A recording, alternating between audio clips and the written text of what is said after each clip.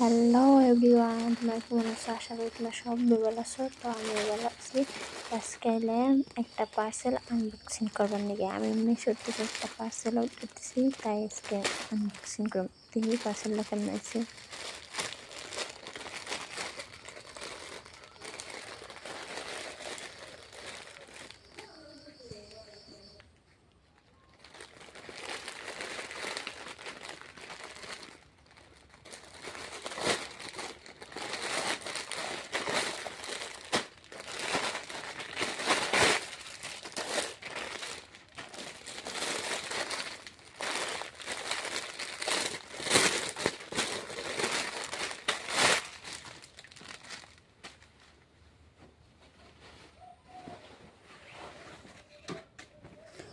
তো প্রোডাক্টটা আমার কাছে বহুতই ভালো লাগছে।